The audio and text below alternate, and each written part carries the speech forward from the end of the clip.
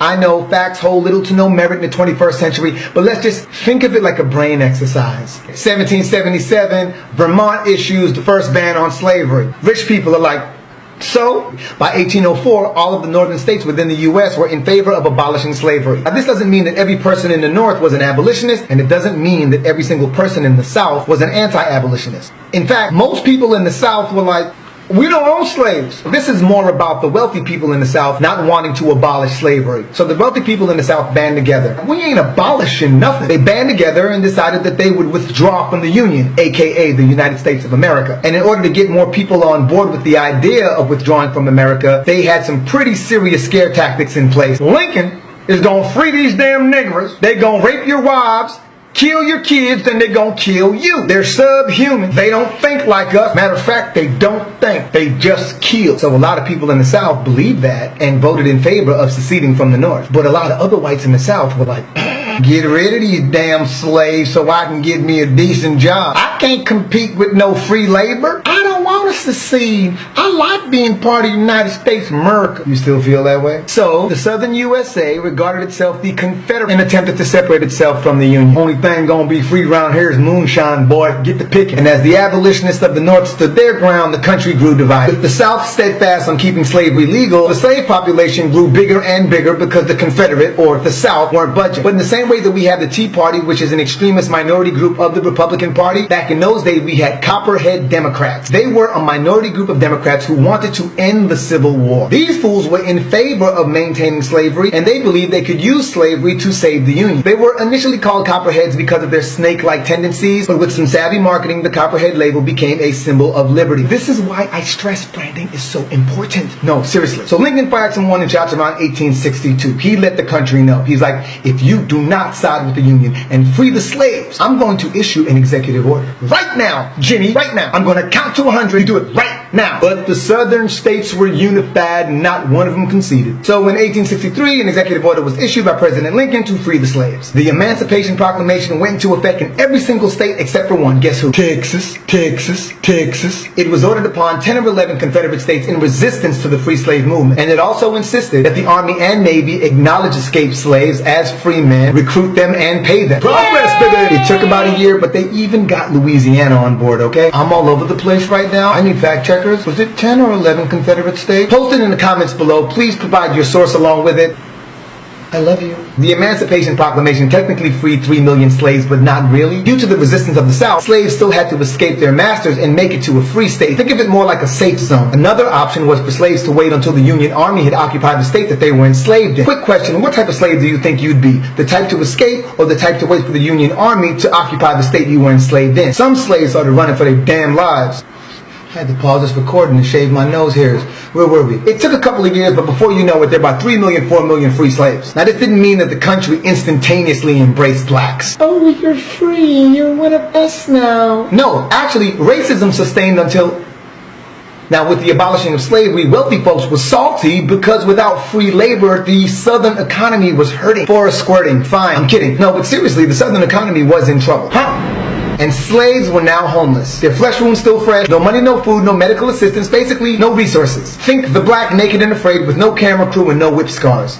Delaware and Kentucky, slavery stayed legal in them joints right up until 1865. I'm going as fast as I can. Jeez. But meanwhile, in the background, an amendment to the Constitution was being crafted to officiate the ending of slavery. The 13th Amendment. The 13th Amendment. It was passed by Senate in 1864 and came into effect December 1865. While everyone was celebrating the abolition of slavery, dealing with the aftermath of the Civil War, and protesting the violation of white rights, Congress's sneaky asses were slipping tricky language into the Constitution and stated though slavery was abolished, it would still be legal by punishment of crime. And just like that,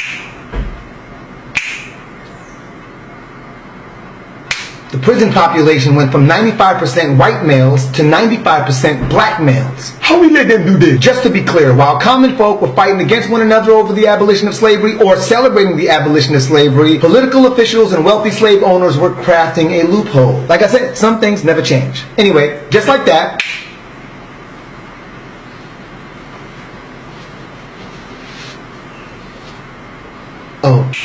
The prison population went from 95% white males to 95% black males. But how? How could you arrest that many black people so quickly? I'll tell you how. Black code and pig law. Let's break them down, starting with black code. Black marriage, legalized. Black ownership of property, legalized. Blacks were allowed some access to the courts but could not testify against whites. Blacks were forced to sign long-term contracts with their former slave masters who still refused to pay them. So blacks would often work for their former slave masters for almost a year without pay. Blacks could not challenge their slave masters in the court of law because then they would have to testify against whites, which at the time was illegal. Blacks could not accept employment without approval from their former employer or slave master. Those laws were repealed in 1866, and in came pig law, which was the answer to the repeal of black code. Pig law went as follows: jobless while black, illegal, illegal. Loitering while black, illegal, illegal, illegal. Stealing bread while black, 5-year sentence. Blacks were like, man, we gotta get out of here. So they started taking railroad cars to the north, but then the south got hip to it. Standing near railroad while black, illegal. Riding railroad cars while black, illegal. Basic misdemeanors came with extremely harsh sentences and fines. And if a black person couldn't pay those fines, they went to Bank of America and got a loan. No, they went to jail. Blacks were not allowed on juries. Most blacks couldn't afford to hire a lawyer. No blacks that I know of were afforded public defendants, which pretty much quadrupled the prison population and began the convict lease system. The convict lease system. The convict lease system. Starving homeless blacks, aka free slaves, were arrested and given harsh sentences, most of the time for menial crime, then leased off by the county sheriffs and judges to coal mining companies, contractors of bridge and railroad repair, farmers, and quite often their former slave masters. And unfortunately, many freed blacks were arrested and died in captivity anyway. The death toll of legal slaves then jumped up to about 40 or 50% because it wasn't in the best interest of those who leased slaves to take care of them when they could just get a new one, like an iPhone or a toupee. So pig law and the 13th Amendment pretty much reversed everything the abolitionists had accomplished. And that drama sustained well into the Jim Crow era. If you've never heard of the Jim Crow laws, my fact checkers will provide that information in the comments below with their sources, right? Thank you, fact checkers. Fact checkers, I got you. Sending some of y'all t-shirts. I love you. So blacks were like, forget this. And by the early 1900s, blacks had united in the northern part of Tulsa, Oklahoma, successfully establishing their own version of Wall Street. We're talking 30 plus grocery stores, 20 plus restaurants, 20 plus churches. No, not churches, chicken idiot. Movie theaters, schools, library, a bank. You know how hard it is to get your own bank? 2 prominent black hospitals, a post office, their own public transportation system. 6 of the black people in that community owned their own planes. And this was all black owned. $1 circulated in this community for up to a year before leaving the community. This black community in the northern region of Tulsa, Oklahoma was booming. Well, right up until the Ku Klux Klan caught up to it in 1921. We're talking air raids, leaving 3,000 African Americans in the community dead. This was the original Oklahoma bomb. Every business, every school, every church burned to the ground. The Ku Klux Klan even burned down the community's 2 hospitals. 3,000 African Americans dead. The puzzling thing is that the Oklahoma City bombing of 1995, which left 168 dead, is recorded as the worst terrorist attack to occur on U.S. soil. 168, 3,000, 168, 3,000. I agree. All lives should matter. Apparently, these 3,000 did not. The moral to the story is selective history pisses people off. It was like every time African Americans took a step forward, the hateful opposition would knock them a couple steps back. So here's what we have so far. We had all these united Americans, black, white, and everything in between, working to free the slaves, only to have freed blacks enslaved once again. A black community who worked so hard despite the opposition, built its own Wall Street, its own schools, its own educational system, its own bank, massacred, bombed, burned down. Let's see what my fact checkers came up with. The Jim Crow laws were segregation laws on the state and local level put in place after the Reconstruction period of the South. You know, anti-integration, keeping blacks out of politics, white schools, and white women. Segregation of public transportation, restrooms, restaurants, water fountains. This is video? Why are you so stupid? So blacks started fighting to get into the white schools because without education and opportunity, life is pretty bleak. But them Jim Crow laws were like, hell no. Hell no. The Jim Crow laws continued until they were overruled by the Civil Rights Act of 1964 and the Voting Rights Act of 1965. Damn, I was conceived just 2 years later. Yup, I grew up to Ivan Putski, Andre the Giant, and Jake the Snake Roberts. Y'all want to see some ugly hands? The 70s was so deep. 1971, that's right around the time Nixon declared the war on drugs. Fact checkers, please. I think Nelson and Rockefeller Fella, then governor of New York, got in on it too. He was like, give them life without parole, even if they're a juvenile, with no chance of repeal. And that's how the mandatory drug possession charge became a minimum sentence of 15 years. You better get that money, get that money, get that money, get that money, get that money, get that money, get that money, get that money. Before you know it, the whole country was on the bandwagon. Remember how I was talking about the convict lease system? Well, it was so profitable, it began to revive economies across the country, and every state wanted in. Big money prisons were gaining major influence on Capitol Hill. They began paying politicians to push for harsher laws and longer sentences, longer sentences. You better get that money, get that money, get that money, get that money. Here we were in the 1970s, and blacks, who had only made up 13% of the U.S. population, made up 41% of the prison population. Get that money. Put it like this: 1 out of every 4 black men went to jail. So while blacks and whites fought side by side to help blacks gain the right to vote, 1 in 4 black men were being incarcerated and revoked of their right to vote. Get it? Then came the 80s, the Reagan era. And this mug had the nerve to declare war on drugs. Talk about history repeating itself, good lord. So this go round, the Reagan administration labels the Sandinistas of the Nicaraguan government a socialist government that must be overthrown for democracy. To do so, the Reagan administration provided financial aid to the Contras, who were in opposition of the Sandinistas. But once the U.S. discovered that the Contras were also using drug money to fund their rebellion, U.S. Congress was like, and they cut off all funds to the Contras. Then Lieutenant Colonel Oliver North, or whatever his rank is, comes up with what he labels a neat idea. He was like, we don't need Congress. We can sell guns to Iran. Take that money and give it to the Contras. Congress ain't gotta know nothing. That's not gonna be enough. So we got his boy, Oscar Danilo Blandon from Nicaragua. Oscar had drugs wholesale and a connect in California named Freeway Rick Ross. Lieutenant Colonel Oliver North proceeds with this plan. We gonna act like we don't know. Let my boy Oscar bring his drugs into the USA.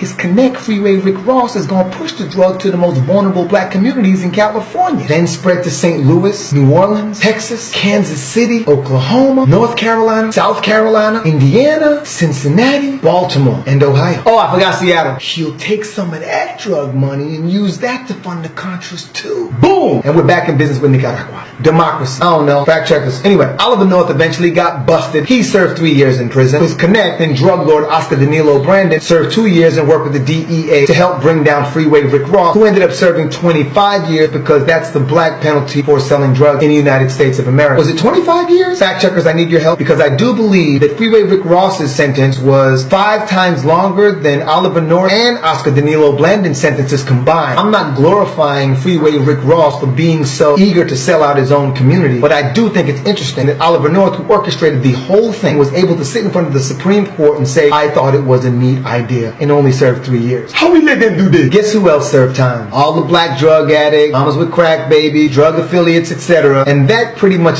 devastated much of what was left of the black community. It's so insightful how government has the ability to declare a war on drugs just before the drugs are pumped into the community. Black is beautiful, but black is also highly abused and highly incarcerated, has been since 1865. For instance, the convict lease system. The convict lease system has been so successful and so profitable that even private prisons are making a killing in the prison industrial complex. Did you know that the private prison industry lobbied for harsher and longer sentences and for the right to detain immigrants who were supposed to be deported? They spent $45 million bribing folks on Capitol Hill. $45 million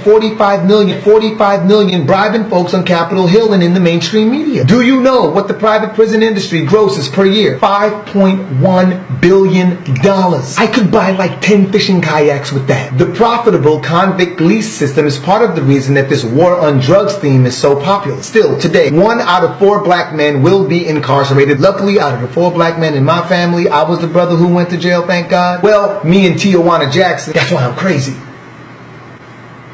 Speaking of history repeating itself, I can't forget Bill Clinton's war on drugs. He signed the 1994 crime bill, didn't he? And his wife coined the term super predator, which basically means these damn niggers, super predator. They gon' rape your wives, super predator. Kill your kids, then they gon' kill you, super predator. They're subhuman, super predator. They don't think like us, super predator. Matter of fact, they don't think, which really helped beef up the prison population and the convict lease system. You know what? History ain't nothing but a one-trick pony. With all the opposition I've just mentioned, we have still managed country produced some of the world's top artists, some of the world's top entrepreneurs, some of the world's top athletes, a black president. How did I forget Kanye? Some of the world's top fashionistas. Y'all know what we need, right? Modern day abolitionists. Look at it like this. The more you buy into the concept that putting nonviolent people in jail for extreme amounts of time is a good idea, the more jobs you lose to the convict lease system.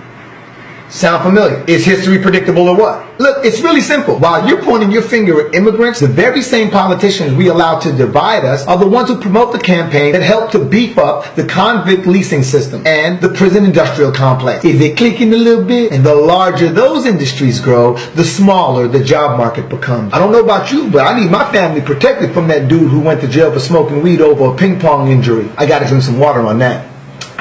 Really though, it's the same trick over and over. Kick them out, arrest them, and make us feel safe. Here's another way to look at it, and I'm not being sarcastic. Actually, I am being sarcastic. The safer politicians claim they will make you feel, the less livelihood you have, the less job opportunities you have, the less of a future your children have. But hey, keep them pot smokers off the streets. History repeating itself. History is starting to look like a Ferris wheel. You should be assembling military uniforms. You should be building furniture for high-rise office buildings. You should be farming tilapia. You should be assembling headphones for the leading manufacturers. You should be molding dentures for dentists across the country. You should be upholstering chairs for furniture manufacturers. You should be transcribing textbooks into Braille. You should be producing frozen food for the leading fast food chain. You should be answering the phones at these call centers. You should be providing telecommunication services to America's leading cellular companies. You should be sewing lingerie for America's most adored lingerie outlet. You should be sewing those made in the USA tags onto garments. You should be taking reservations for America's top airlines and not for 26 cents an hour either. Oh yeah, that's what non-violent criminals get paid in prison. Yeah, that's right, 16 to 26 cents when you should be doing those same jobs for $16 to $26. So you see how it works, right? The convict lease system, the private prison industry invests as much money as it does in media because it needs you to buy into the narrative that the unjust incarceration of blacks who are given sentences up to 5 times longer than white offenders for the exact same crime is justified. You get what I'm saying? And the more you buy into it, the more you lose your job to non-violent offenders. And remember, this has been going on since 1865. 1865. And yes, we got black on black crime, we got white on white crime, Asian on Asian crime, Latino on Latino crime. But think about this. If 1 out of every 4 men in your neighborhood, wait, let me do it over. So if 1 in 4, 25% of the male figure in your community were guaranteed to go to prison, and if it had been that way since 1865, and if that were the best ratio that had ever existed since 1865, do you think that going to gladiator school and coming back into the neighborhood could make you more violent? Think about this. Some parents don't send their kids to certain schools because they're worried about their kids being bullied or being picked on, and these dynamics can make their kids depressed, and it can also make their kids incredibly violent. Don't you think that that environment could have an influence on the way in which people behave when they get out of jail? No?